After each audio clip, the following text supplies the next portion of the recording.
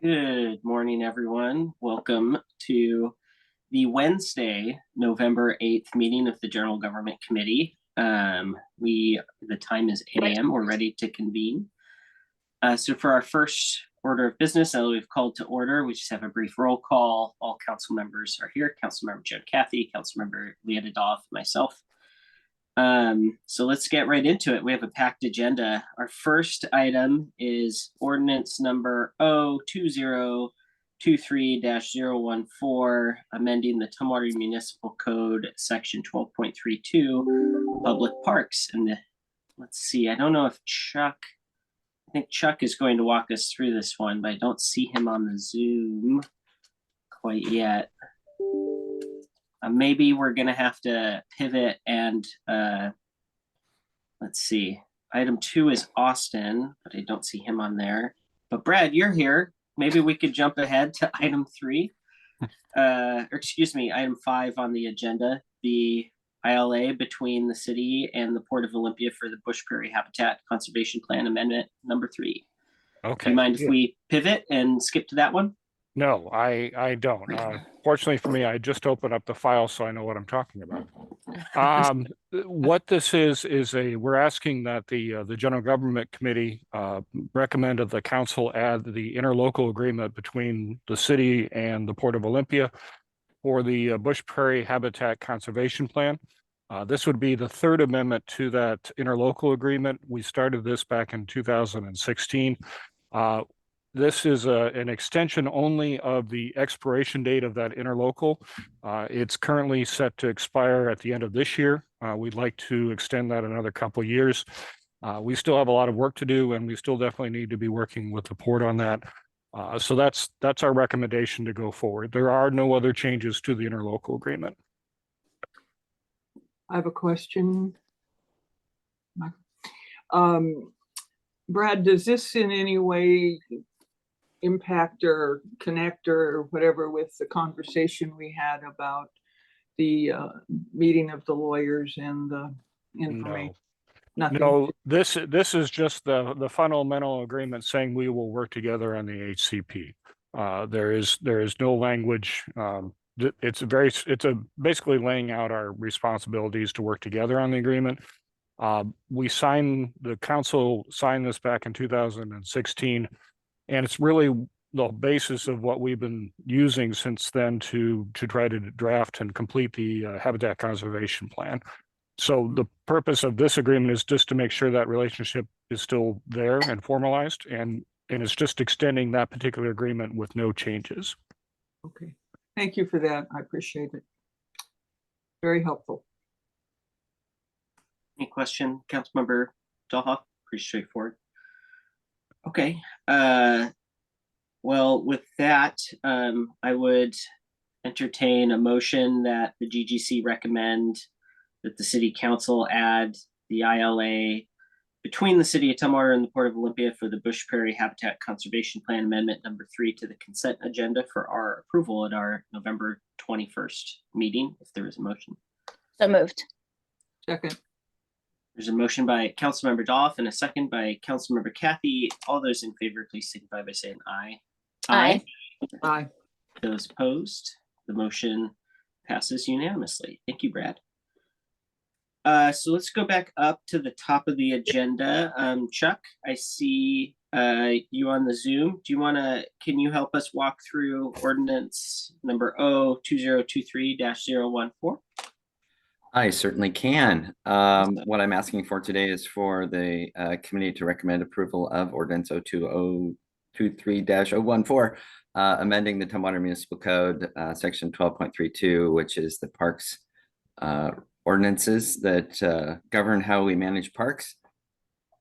What we've done, we look at our parks, we call them the parks rules, every couple of years to make sure we're staying up with current trends in the way that our city facilities are being used, and new ways which they may or may not be being used the way we like, or in a way that we can protect the public investment in what we have. So the Parks and Recreation Department also manages all city property. We maintain the grounds for all of our buildings and monitor public use. So it made sense that we take all city properties and include them with the same ordinances that we use in city parks for public use.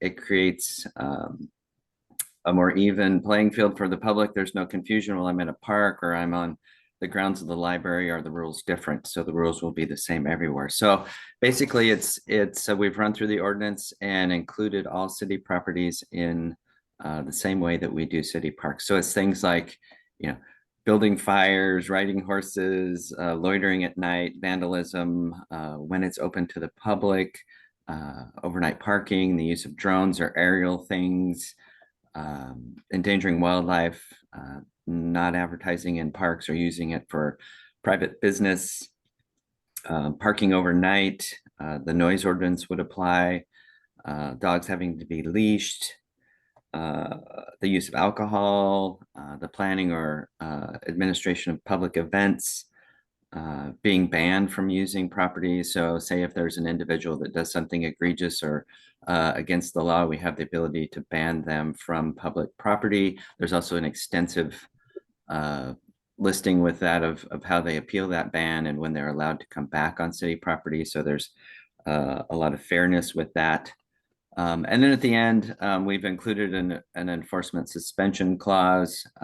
If a person is houseless or indigent, that there's nowhere for them to go, the city has the ability to allow that activity to continue if it's legal. So it's a pretty simple update, just expanding what we've currently done for years to all city property rather than just specifically to city parks. I think it creates better organization and efficiency for my staff and allows the public to better understand what they can and can't do throughout the public properties that we have. So if you have any questions on any of those specifically, I'd be happy to address it.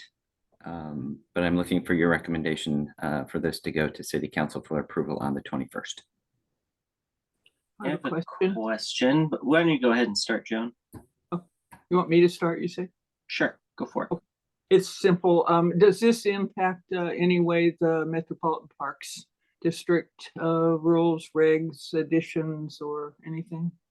No, not in any way. Not in any way. Okay. And for me, you could clarify the last thing you said just a little bit more. So if one was homeless or indigent, they could stay. In other words, they could sleep on the property or pitch a tent, or what does that mean exactly? Yeah, I don't want to jump out of my, parks role into my city attorney role.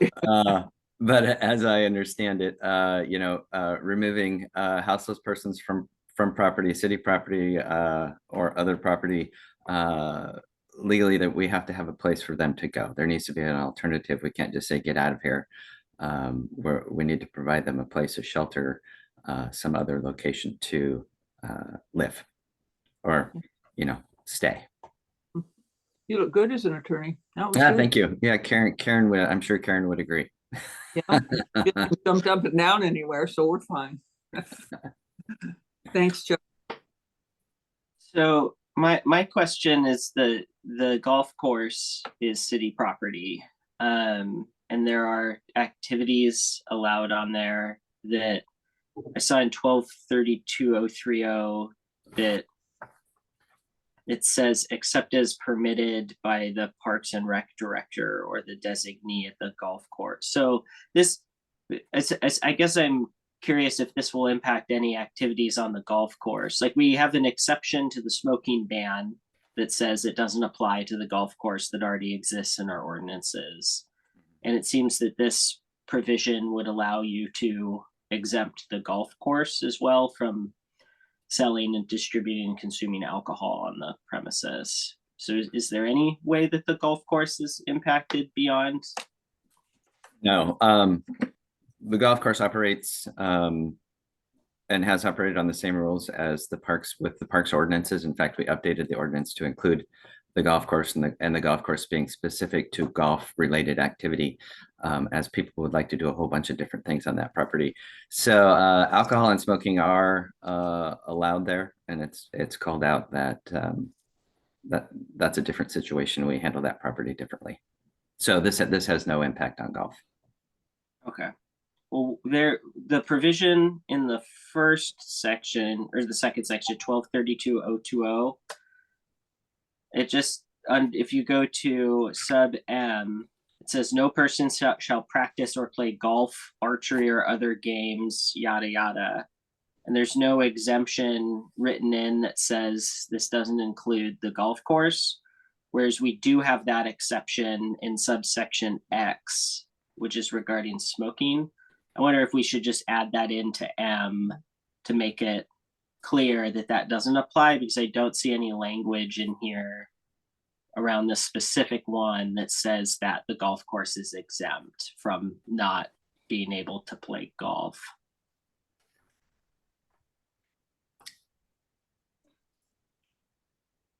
And are you speaking specifically to the sale of alcohol or? No, it's like if in the draft of the ordinance in 1232.020 subsection M, it says no person shall practice or play golf. And this whole section applies to all city-owned property. So I think we just need to write in except at the golf course. Okay. It just sort of seems like, I mean, realistically, does this mean there's going to be an enforcement issue at the golf course? Like, probably not. But I think just for clarity, that it makes sense to add that in. Okay, we will add that. Councilmember Jaha. Thanks, Michael. So this example, it makes me think of when we were starting to do the equity toolbox, right? And identifying equality and equity. Has that work been used to review this policy, right? So the first thought is like, we have spent a lot of time in the past talking about smoking in parks, right? And the labeling and the messaging, right? And then even recommending if you want to quit, like try and do that. So if we're making everything equal, but it's not equal because then you could smoke. And is it the golf course primarily cigars? Because it's saying like you can smoke other material. So does that mean you can smoke weed at the golf course when you're playing? So I'm still like, how does that fit when we're talking about equality and equity? And then X, that section, that no person like cigarettes, tobacco, or other smoking material, or the vape pens, except at the golf course. So you can do all of that at the golf course? Yeah, if you want to phrase it that way, Golfers need it. I suppose you could. You know, we could extend that to golf as far as the smoking, tobacco, vaping thing goes. We have no ability to enforce it. And it would probably still occur. But if we want to make that a city statement and say these are our values, this is what we expect on city property, we could do that. It's just, I mean, this could be a larger conversation about equality and equity and what that looks like in policy. But we spend a lot of time about what the health of our community looks like, and really the strong messaging in our parks of not smoking X. But yet we say, oh, but you can do that at the golf course. That just stands out as a challenge for me. Yeah, I totally understand. I think we'd be the first golf course in the state to ban that. And as you know, the use of tobacco products, I think, is down, down in a big way. You really don't see the smoking that we used to at the golf course, whether it's cigarettes or even, the stereotypical cigar smoker playing golf. We don't see that a lot anymore. I would say vaping is probably the number one thing, which is extremely hard to enforce because it's out and then it's put away and you don't see it. Right. This plume of smoke. So, yeah, if you want to go that direction, we can either look at that or just add that at this time. And just something, if we're doing that the equity toolbox, how would this play into that regarding like, you can smoke here, but you can't smoke there, but we want everywhere else you can't smoke, but here, right? So maybe just a larger discussion down the road. Okay. Yeah, I don't think it's certainly not a key factor in the recreational aspect or the competitive aspect of playing golf. So I think that's very reasonable for us to look at. Yeah, I do think we'll hear from people about it. There are people that will probably be outspoken about it. So it might be outside of the scope of this ordinance, but future conversation, I think that makes a lot of sense to talk about. For sure. Thank you. Yeah, I think we would see the, the eye roll, yeah, whatever. As soon as I get away from the clubhouse, you're not going to know anyway. Right. We might not change a lot of behavior, but I think it does make a statement about the city's beliefs. Thanks, Chuck. Appreciate it. I think That- is go down if you outright banned it, people would go.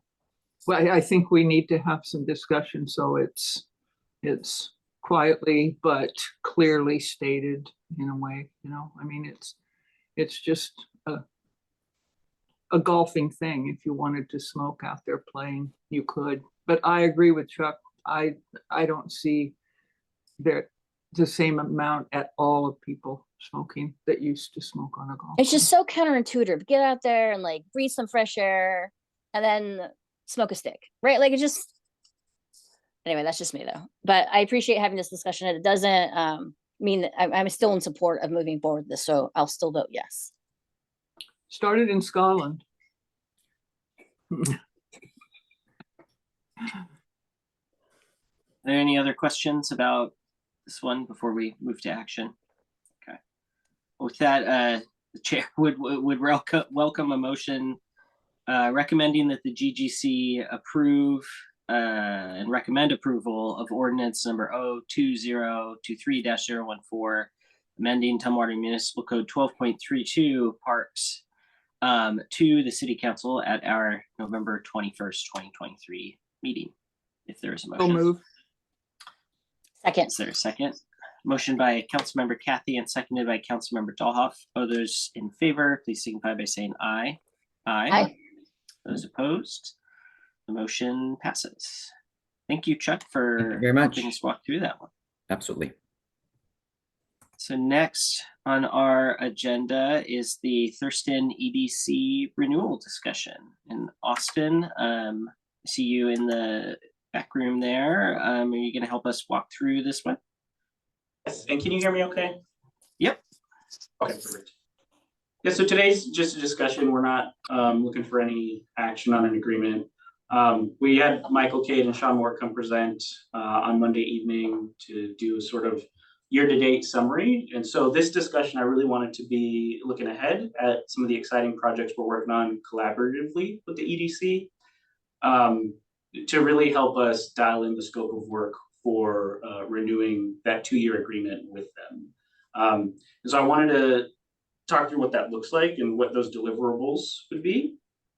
Our standard agreement covers the usual business retention and recruitment and marketing of our region, the support programs we heard about Monday night, the administration of those, economic analysis, and then really just support on our economic development priorities. And I think one of the things that's been really nice is having that dedicated liaison here at the city of Tumwater through my position means we can do a lot more together. And so that's really what you see in the staff report in the 5 bullets. And so I just wanted to walk through those. We are, as you know, going through an economic development plan update as part of our comp plan process. And one of the things we really want to make sure we do before finalizing our updated plan is gathering feedback from those that this plan would serve, essentially. So businesses and entrepreneurs through the Tumwater community. And so one of the things we'd be asking the EDC to support is the co-hosting of business roundtables throughout the city. That will look probably at some sector-specific groups that we want to get some feedback from, hear from. It will also be regionally based is what we're thinking with the EDC, so we can touch different parts of the community, different types of businesses, get a good variety there. One of the other things we're really going to lean in on them for help with is our 2 grants we've received for brewery redevelopment. So that's the EPA federal grant and then the Ecology state grant. Those all require a significant amount of outreach with the private sector because ultimately those grants are intended to support redevelopment. And we're not the redeveloper in this case, we're the facilitator. And so we'll also be asking the EDC to convene leaders from the private sector to really help us think through the redevelopment opportunities, what the market could support, and pair that up with what we want to see as a community and as an organization. And then the 3rd bullet is what I'm really excited about. So the state discontinued the Innovation Partnership Zone program, and we use that pretty successfully to help kick off our craft brewing and distilling center. They've discontinued that program and they've turned it into what is now called the ICAP, or Innovation Cluster Accelerator Program. And we're one of only a few regions in the state that's been selected as a pilot community. And specifically looking at how do we support and accelerate the creative and maker entrepreneurs in our community. And one of the things that's really unique about us are what we're calling the 4 pillars in our region. For Tumwater, that's the Craft District. For Olympia, that's the Armory. For Lacey, that's the Makerspace. And in Tenino, that's the Ag Park. And so we're looking at how do we combine efforts through those 4 pillars to really support and accelerate our creative entrepreneurs, which is really exciting to me because we're shifting away from sort of the resource-based economy and we're starting to get into the innovation-based economy. And we heard a little bit from Michael around what the Makerspace is pumping out. And when you combine that with what's happening at the Craft District in terms of brewing and distilling and just small beverage and small food, and then also the Armory and the art they're doing, and then the Ag Park out in Tenino, we have a really exciting project. And so the EDC has been tapped by the state to lead an ecosystem team, is what it's called, for that pilot. I'm representing Tumwater on that ecosystem team, and so that'll be about a year-long effort to analyze our assets in the community and to put together a plan on how we make that accessible and how we accelerate the maker ecosystem in our community. And then related to the Makerspace, the next bullet is we are also looking at a $5,000 investment in the Lacey Makerspace annually. So that'll basically come off the top of our contract contribution. We have seen Tumwater businesses use that really successfully to launch and also to grow. And so we want to make sure we're supporting that appropriately and continuing to see the build out of their space. We heard from Sean that there's still a funding gap. So we think it's valuable as a partner and as an investor to continue to support that. And then the last one is an economic impact analysis and report of our Tumwater Artesian Brewfest. We have a lot of good anecdotal data around the impact of that event, but it's also one of the last brewfests in Washington, as others have just not been able to make it through the challenges of COVID and funding issues. And so we are really interested in talking to Chuck about quantifying the impact of that event, seeing how that supports our local economy and how it also supports the regional economy, how it brings in investment, what it does for LTAC, for example. We just want a better understanding of that event so we can speak to the merits of it beyond it just being a really fun day. And so that's one of the other things we're going to be asking for. So I'd love feedback or questions. Again, this is more a conversation of, let's look ahead. What do we want to see in our next agreement? And this is what I'm proposing as staff we look at. Councilmember Gala? Thanks, Austin. One of the things, this is all great, positive, and I'm in support. And what does it look like, the measurables or a discussion or a follow through with businesses that are unable to stay in Tumwater, right? Because they were not able to find the space to grow or to meet their needs. What does that look like? I have past examples where they were informed to go to a different city or a different county. So what does that look like where is that touch point for businesses that are unable to find what they need in Tumwater, that follow through and that touch point? Yeah, that's part of my position, and it's also something we partner with on the EDC. I will say Tumwater right now is a very expensive place to start a business.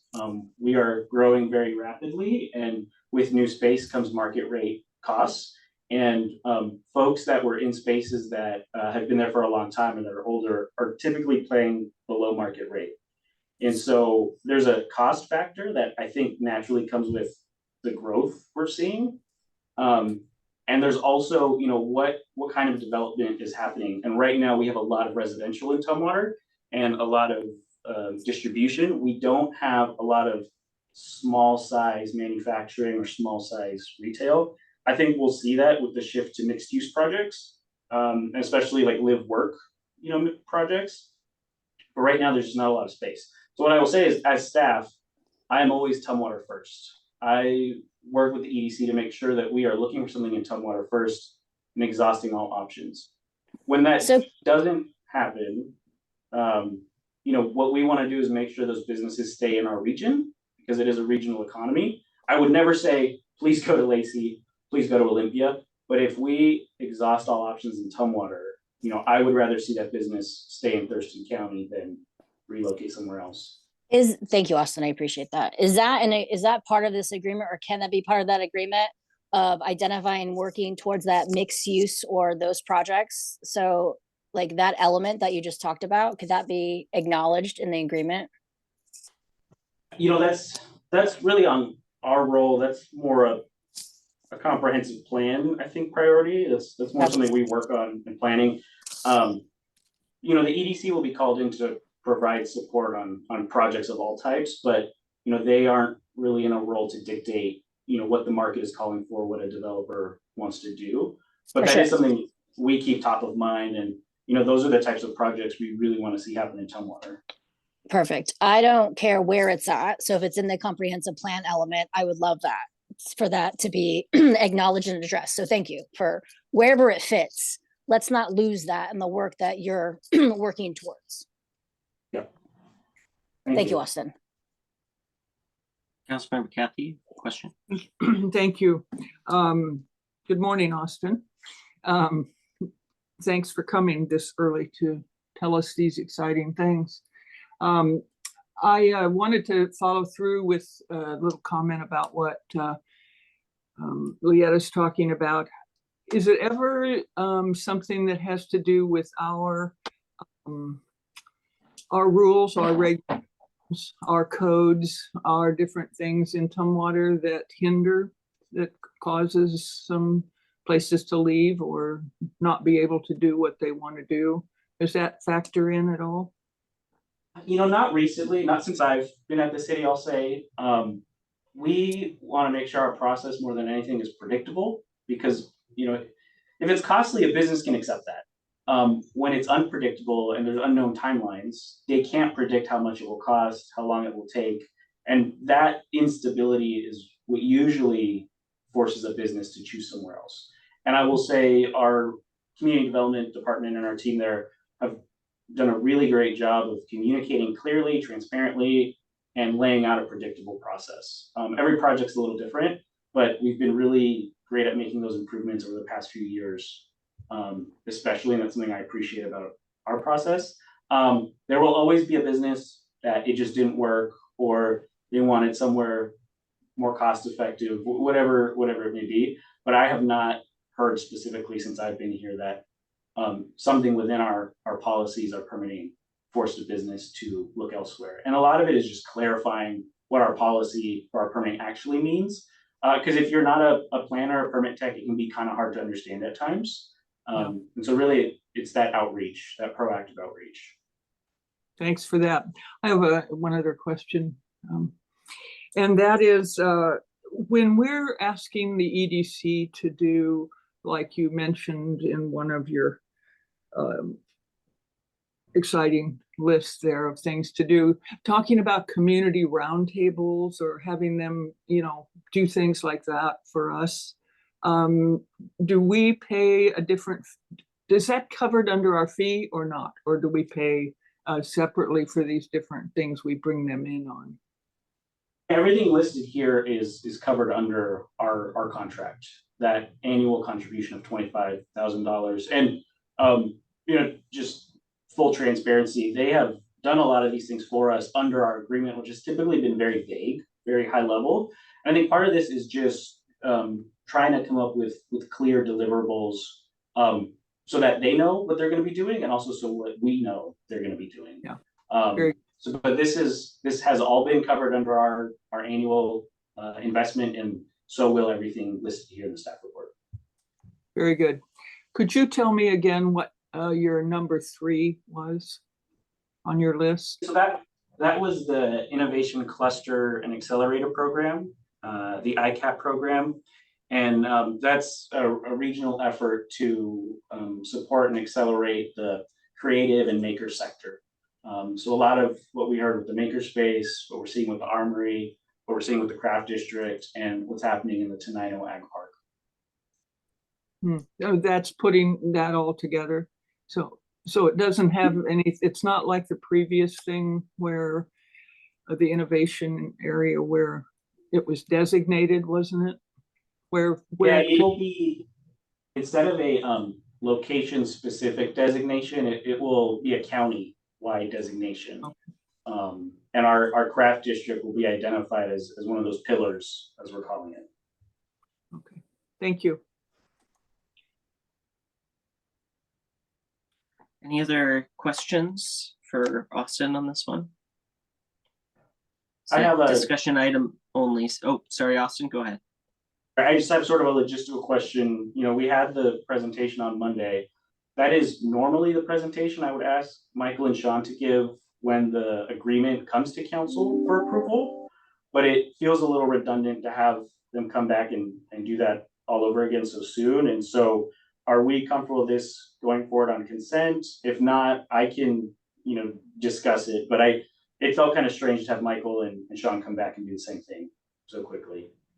Yeah, that makes sense to me. I mean, they'd be presenting the exact same stuff that they presented to us on Tuesday. So I think consent makes sense to me. What do other people think about that? Well, what about what fine with Austin just presented to us? Well, that's what we would be approving on consent, and Austin volunteered to brief the council on that if we wanted to. It's a question of whether we think it warrants a full councilmatic briefing before a vote.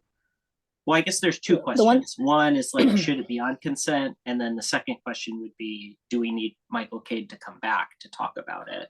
I don't, latter, I No don't presentation, think we do. no presentation again. I think when I would like, I'm fine with it being on consent, but a part of me is also, can we touch back with Peter, Councilmember Agabi, since he represents us on the EDC board? Because last time he had some questions.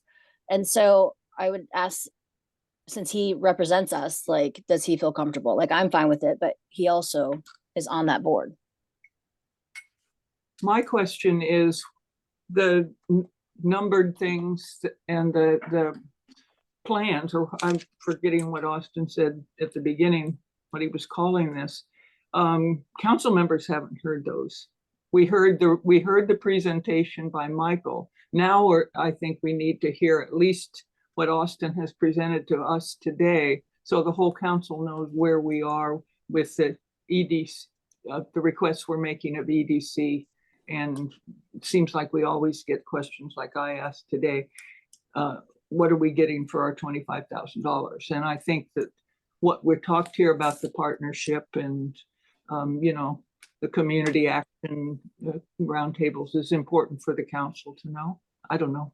I'm good with pulling it and having it as a council consideration if Austin can tie it into the larger picture of the comprehensive plan element of the economic development, right? Tying this piece, how it fits into the greater piece, because it gives us a heads up of that element's coming and we're gonna have to work on that. So if you could do that, I think it would be beneficial to all council members to pull that, because there's 14 elements now in the comprehensive plan.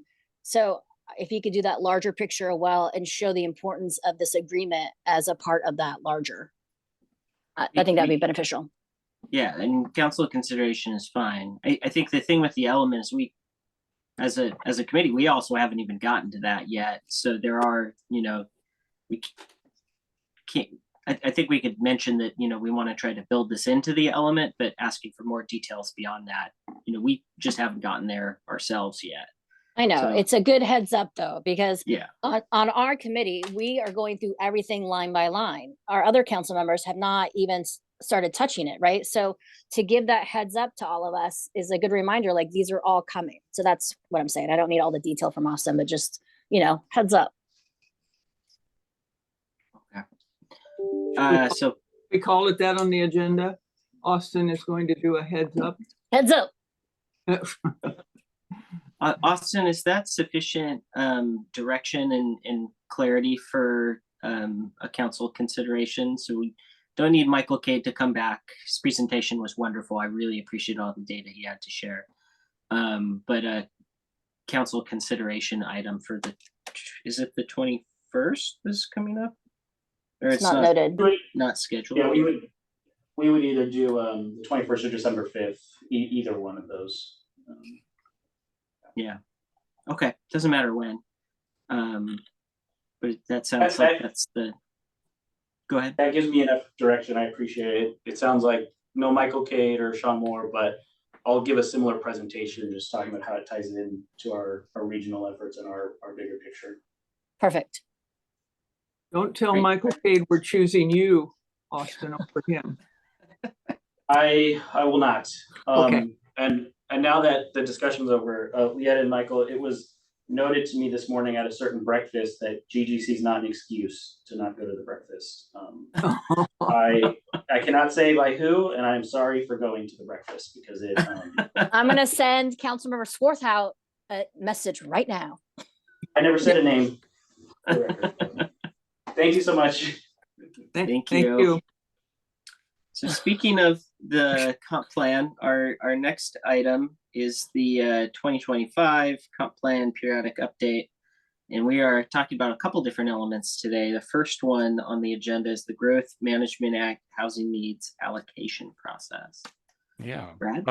So this is nice because I can offer a transition here because Austin will be back before you in December to talk about the current economic development plan. So all these discussions you've had today, I think tie in well with that discussion. So just keep that in mind when we come back to you next month. The first of three exciting items on the agenda for the comprehensive plan update is a discussion of this is sort of a preparation for your work session with the entire council on November 28th. But I'd like to sort of introduce and talk a little bit about the housing need allocation method process that we've been going through. This is a part, as I mentioned, to sort of give you a preparation for the larger discussion on the 28th, but also to sort of start your thoughts on particular questions that you may have that either you'd like us to address before the 28th or at the meeting on the 28th. In 2021, the Washington State Legislature passed House Bill 1220, which required cities, towns, and counties to plan for and accommodate future housing that's affordable to a range of incomes, and also to document the projected housing need for each jurisdiction that is going to be planning for in this comprehensive plan process. The State Department of Commerce was charged with identifying the countywide housing needs for all the counties that are planning under GMA in the state by income range, and also provided some guidance on how the individual cities and counties would work together to allocate those countywide numbers to each of the jurisdictions within the county. As part of our process, we worked with Thurston County and the cities of Lacey, Olympia, and Yelm to contract with the Thurston Regional Planning Council to convene a work group consisting of our planning directors and staff. We also invited staff from the cities of Rainier, Tenino, and the town of Bakota. We were fortunate, we did have a couple of folks that are able to attend at some of the meetings. We went through the process of basically starting with, well, what are our values that we need to keep in mind when we work through the particular technical exercise of how these numbers would work out. And so what we started with was, and this process started in August, we came up with three values that we thought were important to the process: that the process be fair, that it be clear, and it be cooperative. In terms of being fair, we were looking at how it distributes new low-income units across all jurisdictions. And this, fortunately for us, fits into our countywide planning policies, which already call for that as part of our planning processes. It also recognizes differences among jurisdictions and existing housing distribution. As you're probably aware, Olympia has taken the bulk of the permanently low income and emergency housing in the region. We also want to acknowledge that and decide how we wanted to go forward from this time on how we deal with that. We wanted to recognize the needs of community members, especially those people who rely on permanent supportive housing and emergency housing in our thoughts. Under clear, we wanted to make sure it was easy to communicate to the public and to elected officials. When we started going through some of the commerce examples, and to keep in mind, this is what we do for a living, and we were going, we don't understand it. We thought this is going to be really fun to try to explain to the council and to the public what exactly we did. So being clear was a fundamental concern. Now, in terms of results, you could maybe argue that we could have done something else, but I don't think we would have been able to explain the process as well as we did if we just kept it as simple as possible. We wanted to make sure it was tailored to the jurisdictions. And we also wanted to make sure we included the urban growth areas that are associated with the cities and also the county urban growth area. And we also obviously wanted to do established methods that would limit the risk for potential legal challenges and liability. In terms of cooperative, we definitely wanted to build on what we had already in terms of structures and processes, including our regional housing council, our countywide planning policies, and our cooperation amongst the jurisdictions on other areas. And we had wanted to make sure that whatever we came out of the process was a result of consensus among the group. So the commerce methods, I won't go into detail, but when staff from TRPC present this to the work session, there were two set methods that commerce had. What we ended up actually was a hybrid between the two, because we felt that neither one of the methods really captured all those particular goals and the values that we just expressed. And so when the staff from TRPC presents, they'll be laying out what we did. They'll be talking about the process that the Regional Planning Council will be going through to basically adopt these as our goals. And then our process will be talking about how we're going to be incorporating those into our update process for housing and how that affects everything else in the comprehensive plan. If you have any specific questions, I'm more than happy to answer, or if you'd like to send me anything beforehand or saying, what I need more information on something, I'd be more than happy to include that. Otherwise, we'll be presenting to you again as the full council for a work session on the 28th.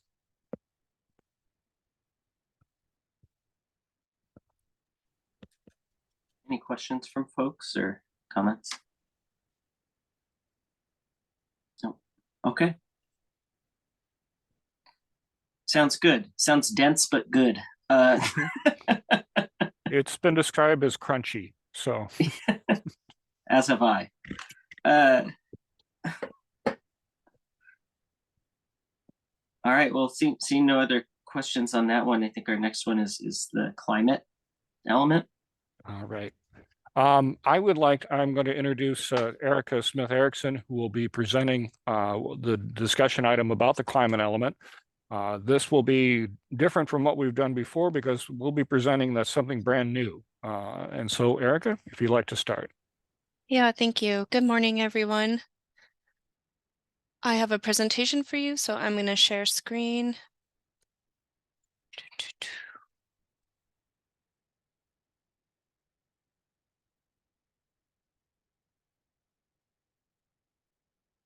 Let's see.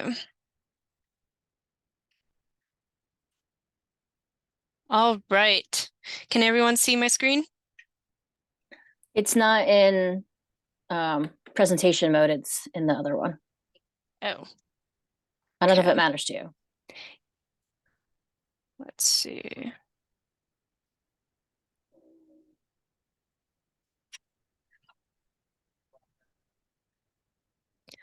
Sure. Sorry, I was talking to Brad. Brad's gonna present or put it up on the screen for me. I was like, sure, okay.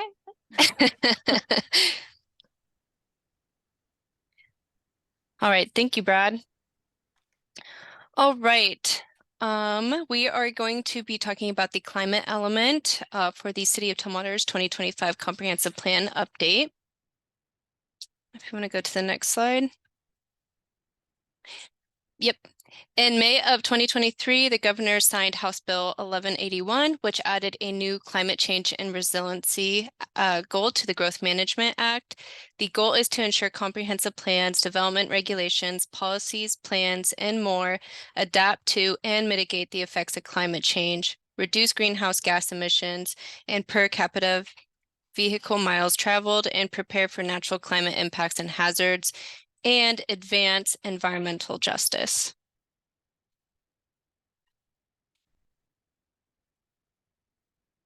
The new requirements, with the passing of House Bill 1181, the city will need to complete a new climate element by June 25th of 2025 to meet the state deadline.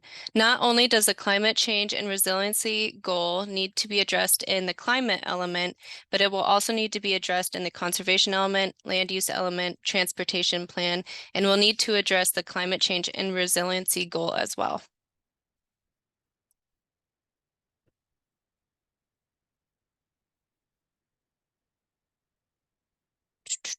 Yep.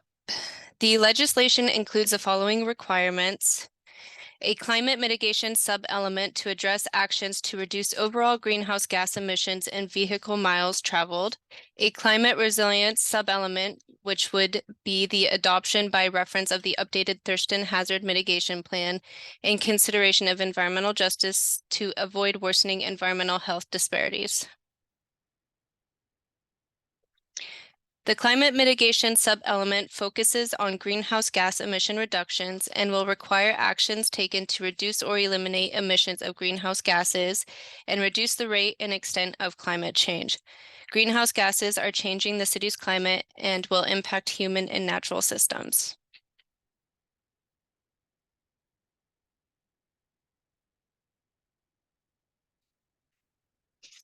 In the climate mitigation sub-element, the city will ensure that it significantly reduces local contributions to climate change with the adoption of the greenhouse gas emission reduction targets that were part of the 2021 Thurston Climate Mitigation Plan. So by 2030, it would be 45% reduction below the 2015 levels and an 85% below the 2015 levels by 2050.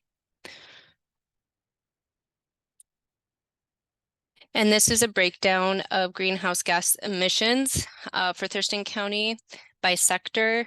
This graph represents the different emission types of greenhouse gases. I do want to say that the hydrofluorocarbons are chemicals made up of hydrogen, fluorine, and carbon. They're commonly used in conditioning and refrigeration, insulating foams and propellants. The other ones would be buildings and energy, transportation, water and waste, and agriculture.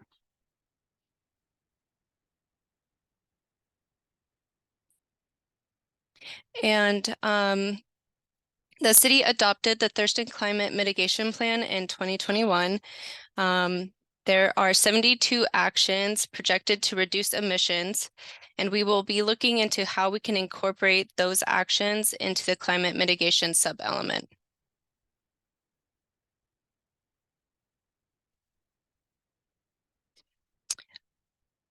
There are 4 pathways to meet the new state requirements for a climate mitigation sub-element. We are currently exploring which pathways are parts of the individual pathways to take for the best approach for the city to meet these state requirements. And on this slide, it shows the 4 pathways. All pathways ask a jurisdiction to develop or choose goals and policies to help reduce or eliminate greenhouse gas emissions. And one of the pathways, pathway 3, does address vehicle miles traveled as well. Pathway 1 is a measure to facilitate development of greenhouse gas emission reduction goals and policies based on a menu of measures. Pathway 2 leads a jurisdiction to develop greenhouse gas emission estimates based on a survey developed by the Washington State Department of Ecology. This survey is designed to help jurisdictions consider issues related to greenhouse gas emissions in their specific geography. Pathway 3 helps a jurisdiction define baseline vehicle miles traveled, conditions, and evaluate strategies in transportation projects that provide progress towards reducing transportation-related greenhouse gas emissions. And Pathway 4 is an extensive modeling exercise that would help a jurisdiction determine all of the greenhouse gas emission sources in a jurisdiction and the relative amounts of greenhouse gas emissions. It will allow a jurisdiction to establish a baseline in order to develop greenhouse gas. Sorry, I've been saying that a lot. Greenhouse gas reduction targets and choose goals and policies that should be taken to reduce or eliminate those emissions. The section 5 referenced on the slide is the climate element planning guidance. They have a menu of measures, so the state has provided guidance on some goals and actions that we could use. Erica, this is Leah. Do you want questions as you go through, or would you like us to wait? We could ask them now if you have a question. I have Sorry, I a didn't quick- see your hand. No, it's fine. It's fine. Thank you, Erica. So with these pathways and these measures, right, there's a heavy focus to me, you hear like vehicles, right? Emissions of vehicles. In this work, are there any, and it talks about emission inventories.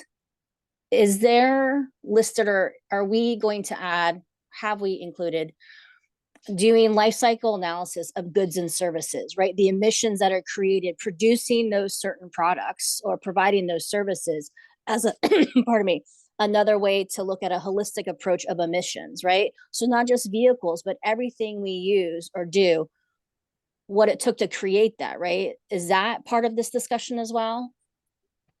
That actually, and I apologize, Erica, for stepping in. That might be a discussion that we're having ongoing with the Thurston Regional Climate Group. That is a very detailed study, and I do know that Alyssa's been working with their others to sort of identify what we can reasonably count in our area as part of that. But I don't think we'll be able to probably do that work as part of this update, given our turnaround time and so forth. But I do think it will. That kind of thing is something we will look at as part of the larger rolling out of the Thurston Climate Action Plan. Okay, thank you. Disappointing, I know. but thank you. I don't disagree, but It just, we get so myopic about greenhouse gases from vehicles, and there's so many other elements and factors that actually, if you, like when you look at hazardous waste, like at businesses, the biggest generators are households, right? So when Right. you look at all these other elements, like I think we're missing measurable items in the impact of choosing products that don't have toxics in the first place. You don't have to worry about disposal. So, thank you. no, and I think very quickly back to how the breakdown of where the greenhouse gas emissions are coming in the county. 90% are coming from buildings, construction, and transportation. So what we're really trying to do here is hit the biggest sectors that have the biggest impact, and that's where the transportation side comes in at 35%. But you're right. I think the buildings and energy and the new energy code and things like that are where we're going to be able to get some, make those reductions that we need to do on the building and side.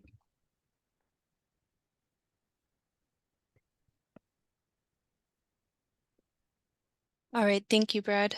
So I think I we're just- ready. I just wanted to ask one quick thing. So when we say emissions, we're talking only about the air? We're talking about specifically the greenhouse gas emissions that are defined in the state law. And they list out a whole range of the elements that are part of that in the RCW. So those are the things that we're focusing on. So I'm just confused about, this is a pretty much all I've heard very much talk about when we talk about our whole climate mitigation plan is, like Leetta's saying, vehicle emissions, yet we talk about environmental justice. And, I'm really sick of hearing the same things over and over and over again. And it's, these are great reports, but we're not,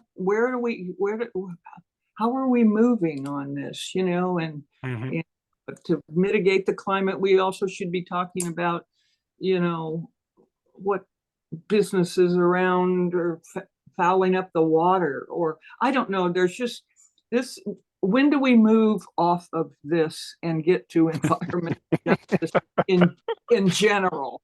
You know what I'm saying? Yeah, you're asking a planner whose bread and butter is producing paper. But I think that's a very valid point, because number one, we have done a lot of the groundwork already through the Thurston Climate Action Plan. Alyssa's doing wonderful work of actually what do we actually do to make a difference? Yeah. What we're describing today is really a state requirement that we sort of memorialize that in our comprehensive plan. So I understand the frustration of we've talked about this before and all that. Years. Yes. So what I think the underlying thing here is we have specific things that we're being tasked to do by the state as part of this, developing this element. We're going to be pulling as much as we can from our existing work. So we're not going to recreating the wheel to do all this stuff that we have to. Erica will be talking further about how we're going to be addressing environmental justice, which is one of the requirements of the state legislation.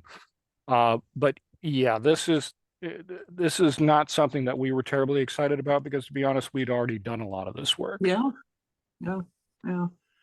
Erica, this has nothing to do with you and your work and your, intelligence about all of this stuff that has to do with, environmental justice. I feel like you're kind of stuck with your vehicle that you want to move ahead with, just kind of idling somewhere. So, but I've been around too long that, I've run out of gas in my idle of these things. So I'm ready to go somewhere with environmental justice. Yeah, I do want to say the fact that, that there is a certain amount of repetition to these things, that we've heard them before, is also a good thing, because it means that we've already done a lot of work in this space. There's other cities that the reason why the state passed this is there's other cities who haven't had these conversations at all. They're starting from scratch to create these elements. So to the extent that, we're drawing from previously established goals and pathways and policies, I think that speaks to our diligentness and our thoughtfulness about trying to plan this out in the past in ways that a lot of other cities have not made the same headway. But now they'll have to, which is, a good thing. By the time they get around to it, we'll have it memorized. That's good. Yeah. That's good. Thanks for that.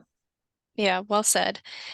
All right, I think we're ready to go on to the climate resiliency sub-element of the climate element requirement.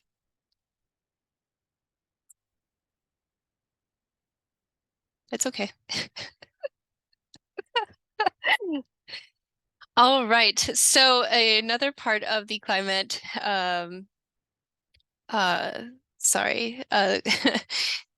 so a sub-element, climate resiliency sub-element, it's intended to use the resiliency sub-element to develop a comprehensive plan, goals, and policies that support countywide climate resilience, environmental justice, and equity. The resilience guidance will help jurisdictions to identify and address natural hazards by climate change, including landslides, floods, droughts, wildfires, and other impacts of changes to temperature and weather patterns.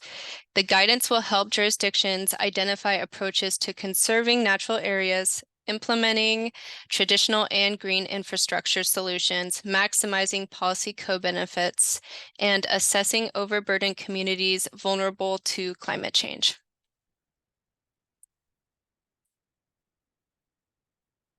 And part of the sub-element, there are 5 steps to integrate the goals and policies.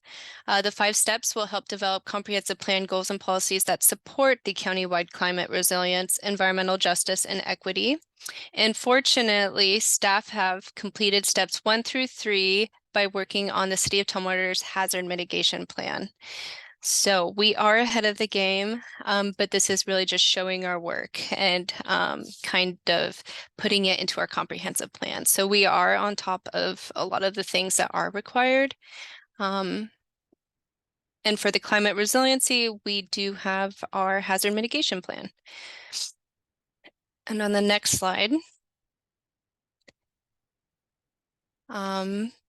So as I previously said, we have addressed steps 1 through 3. The hazard mitigation plan will be in substantial conformance with the state guidance. And step 4, the city will be adopting the plan by reference to satisfy the state climate resilience sub-element requirements. The draft hazard mitigation plan is now out for public comment until November 17th. It was posted with the Thurston Regional Hazard Mitigation Plan on November 3rd. So that's pretty exciting news. And then environmental justice. The new state legislation requires that the climate element must prioritize greenhouse gas reductions in overburdened communities and prioritize climate resilience in communities that will disproportionately suffer from compounding environmental impacts. Leetta? Thank you, Erica. So does that mean, like, to adapt this to Tumwater, does that mean looking at our industrial zoning areas and residents nearby that to see if there is a greater impact in those areas? Yes. Thank you. That was really easy. Appreciate that. Apologies that I was saying things to her in the background and she was trying to process and think at the same time. So, yes, so what you've just outlined is probably the quintessential example of environmental justice, is making sure that those communities that are in areas either near an industry or, for example, along the I-5 corridor or any of those kinds of things aren't impacted above and beyond, other communities for that kind of thing. And that goes back to Joan's comment, not just air emissions, but water, land, any other type of contamination, right? Or exposure. Like, Yeah. okay. In this particular case, we're focusing obviously on the greenhouse gases, but I think whatever we're talking about, we can incorporate those. Right. kinds We of- won't lose those other elements. No. Okay. No. Thank you, Brad. I have a question, Michael. Thank you for that, bringing that in, Leetta. So in our planning and, our quote, doing, economic development in the industrial sphere, or just putting another Walmart in the community like Olympia did out on the Ohm Highway or something. Do we take that into consideration as far as are we taking environmental justice into our zoning and permitting and all of that kind of thing? And so if somebody is backed up close to something, that's taken into consideration early on, or how does that work? Yeah, that is something we will. Our planning efforts are I want to say business neutral. So if a use has a particular impact, like lots of traffic or lots of concerns with emissions of what various sorts, we look at that as all those things. We cannot pick and choose winners in terms of individual businesses. There, we can always say we want to have one kind of business, like we want to focus on building our small business and so all that kind of things for all the good reasons for the community. But we have to be careful with our side of things, being explicit about saying we don't want X of a particular company.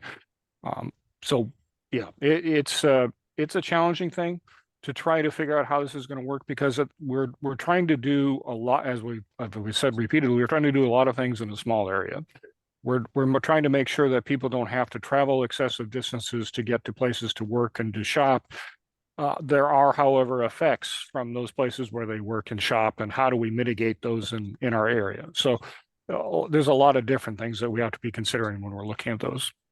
Yeah, I'm not, I just used the Walmart example because of all the different comments and things when that was put in out there. But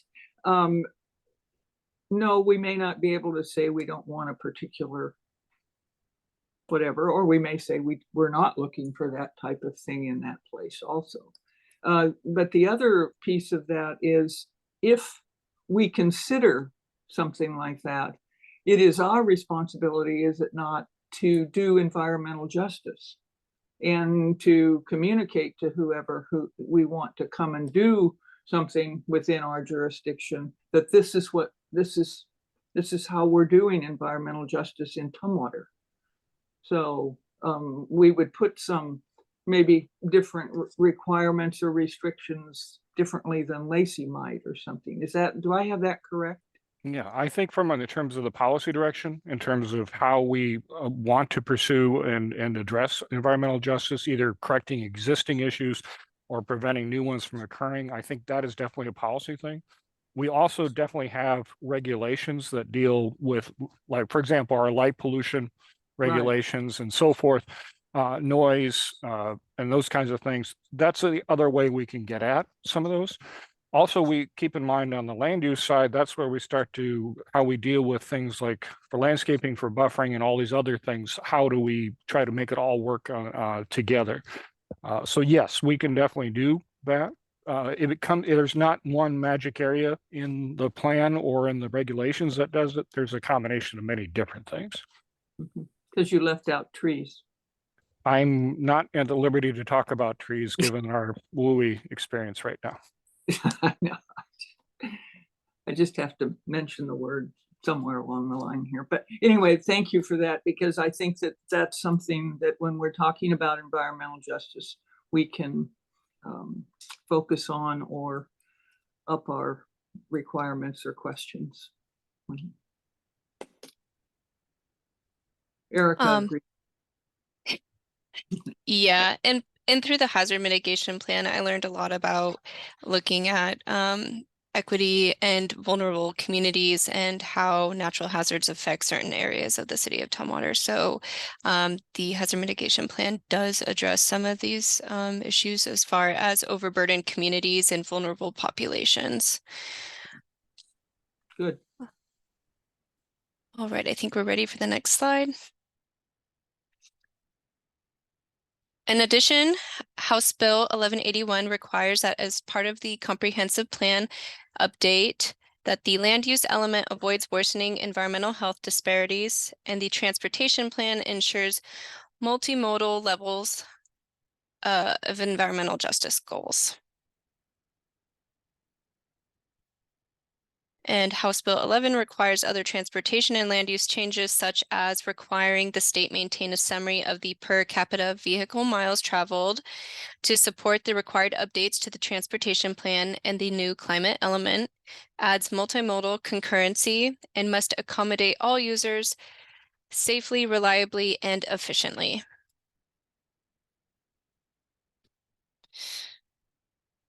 And next steps, plan drafting, January of next year, Planning Commission. We have our Planning Commission work session. In February, we will meet again. And then in June, we will have another meeting with the GGC. And then June of 2024, we will have our work session.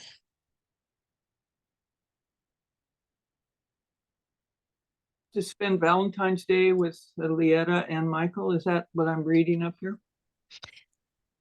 Yep, you- and Yeah, and actually, we have costumes, so we'll be ready. I'm Oh, actually spending my birthday with you guys today. So you are? yeah. Will we sing? You want us to sing? Oh, please no. All right. So our periodic update next steps, December, we will have a joint work session with City Council to discuss the long range planning work program for 2024. December 13th, we will have a GGC briefings on the economic development plan, lands for public purposes and utilities, which I will be doing. And January 10th of next year, we will have a briefing on the transportation plan. Eric, when you say joint work session, does that mean with the planning commission? Or is it just a work Yes. session? Okay, Yeah. got it. Thank you. And then for comments and contact information. Oops, I guess presentation's over. Just contact Brad with questions or comments. Very good. Any other questions, Joan or Leetta? Does some Tumwater give you your birthday off? You just came this morning to do this, but you get to have your day off. Well, I don't know if they have cake or not, but I gotta stay for at least that. Oh, yes, always stay for the cake. Oh, Yeah. Oh, but I'm hoping it's also on Valentine's Day with the costumes, this cake. The part of the problem is she's actually in Cabo, so we're trying to figure out how to get her the cake. Oh. Yeah, well, happy birthday. Yeah, happy birthday. Yeah, thank you. so want to sing. But we won't do it. So do we also have a briefing on the conservation element? Some of this does Yeah. overlap a bit to a certain Yeah. degree, but Yeah, Okay. we do so I can work through that fairly quickly. So the climate was a very, they're very detailed, obviously, from the state requirements for what we need to do. And that's why we wanted to make sure we started with that. So we're also, again, I wanted to just go through our conservation element. Alex Baruch from our planning department will be working on this. So I'm here to sort of walk through what the current goals and the current version looks like, talk about some of the issues that we have to deal with, talk about what the state guidance has been. The conservation element in the comprehensive plan deals with two different things. Number one, it talks about protecting natural resource industries, and this is obviously applicable mostly in the rural county, but we do have forest land in the city that is registered with the state that we need to account for, and we also have mineral lands that we need to account for. We don't currently have any registered agricultural lands. Obviously, we do have policies and regulations that support small-scale ag uses, but for the purposes of the GMA, that's the scale that we're talking about. The conservation element also deals with, obviously, the environment. And the important thing just to call out and the change of the goal, in addition to protecting the environment, we now have to account for how we're going to enhance the environment. So that will be a different thing to try to do. I don't have a good idea of how we're necessarily going to do it yet, but we'll definitely have discussions about how the potential approaches in the coming year. Brad, can I make a Yes. comment? Where it says, is this the same page? No, the availability of water.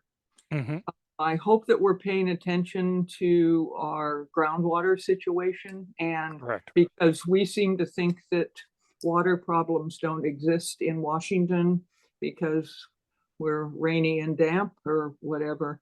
But I'm concerned about our groundwater, our aquifers and all of that kind of thing, and us approaching some of the other things that we're planning to do or want to do with our water availability. And it's not just now, it's down the road too, because the underground is changing with climate change also, not just the above ground. So anyway, there's been lots of studies about all of this, and I've been reading some of them. And are we taking this into consideration with some zeal?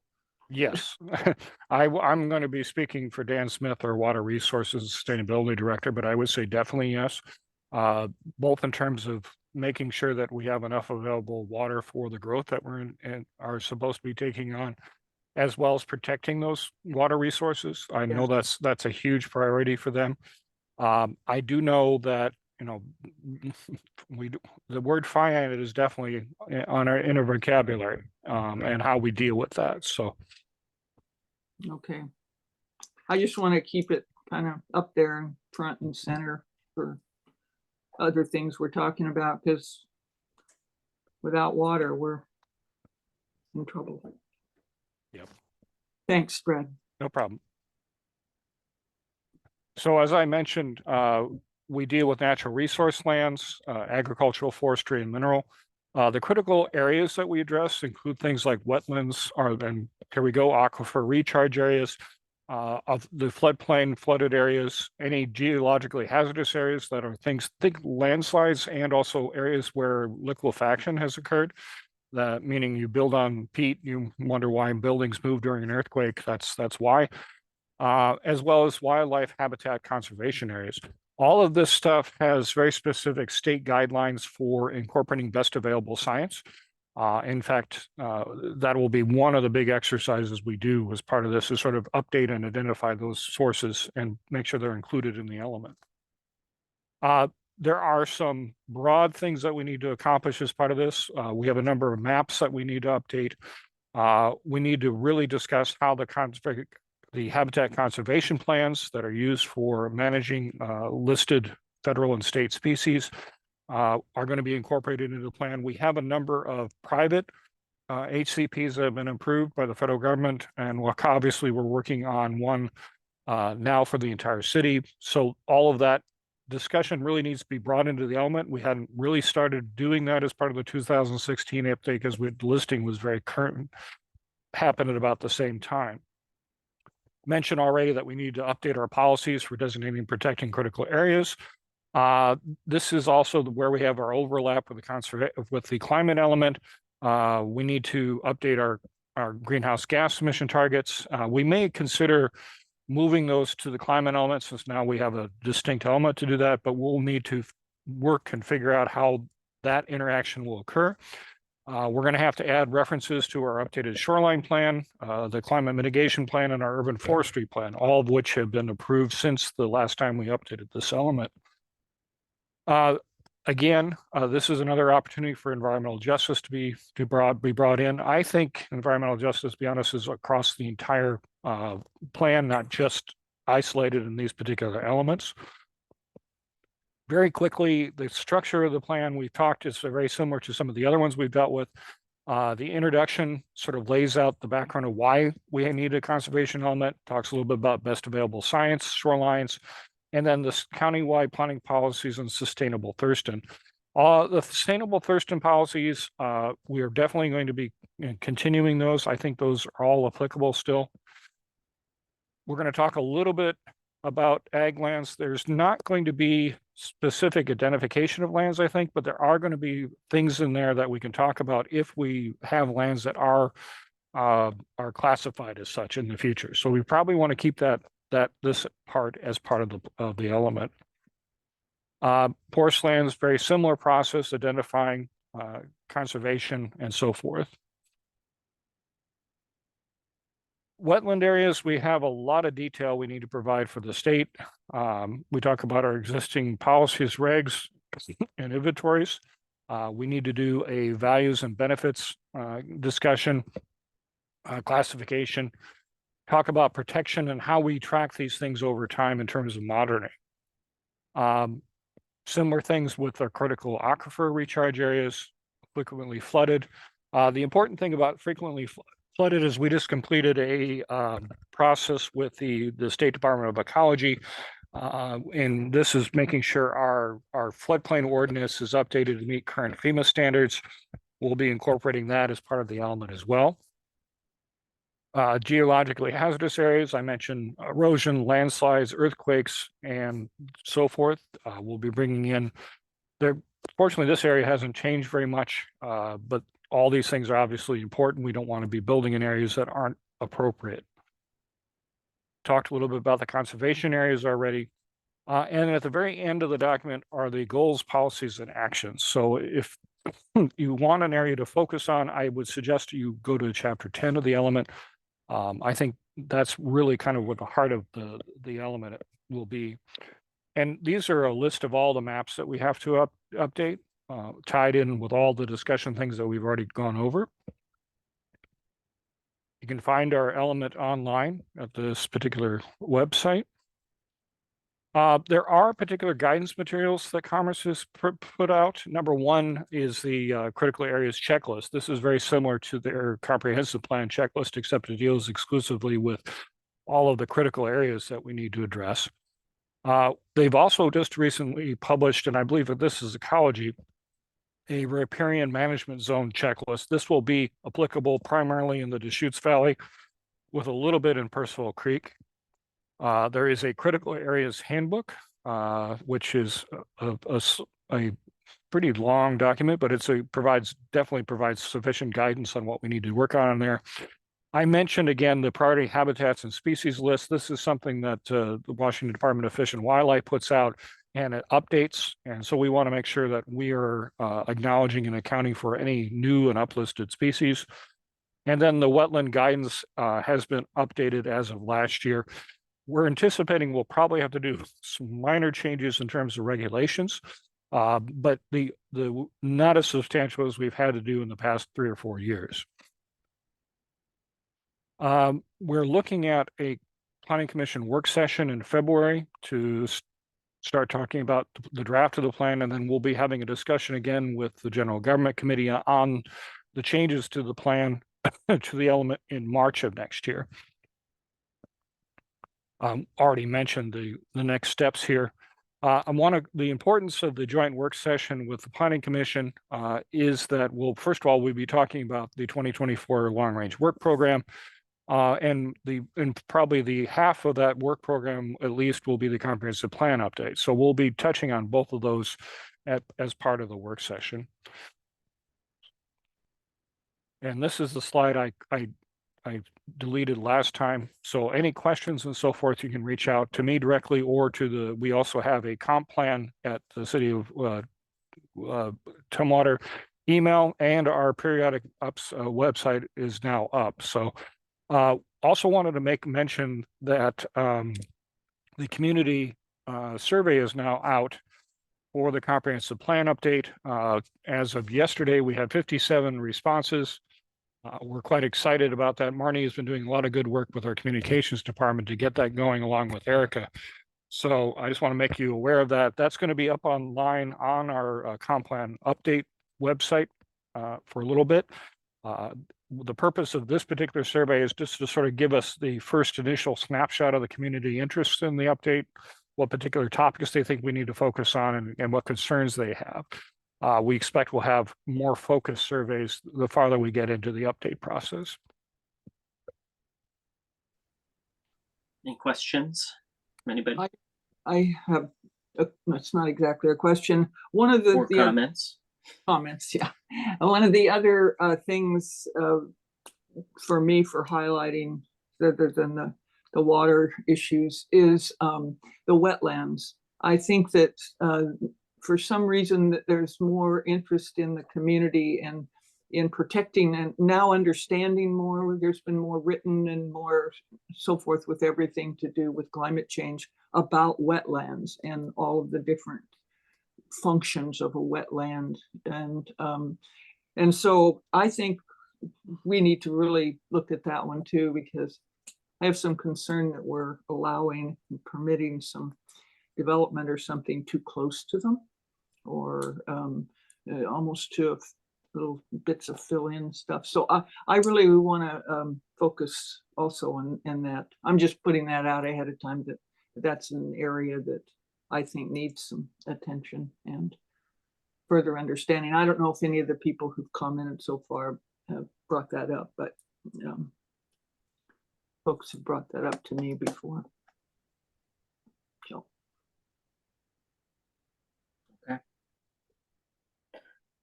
Well, thanks, Brad, for walking us through some of these elements. Thanks, Erica, too, and happy birthday as well. But if there isn't anything else, I think that is the end of our agenda. So it didn't actually take 4 hours. It took 1 hour and 23 minutes. That's not bad, guys. It's supposed to be all on Leetta's time when you said the 4 hours. True. She was the first two. All right. Well, barring anything else, I believe we are now adjourned. Thank you, everyone. Really productive morning. Appreciate it. Thank you.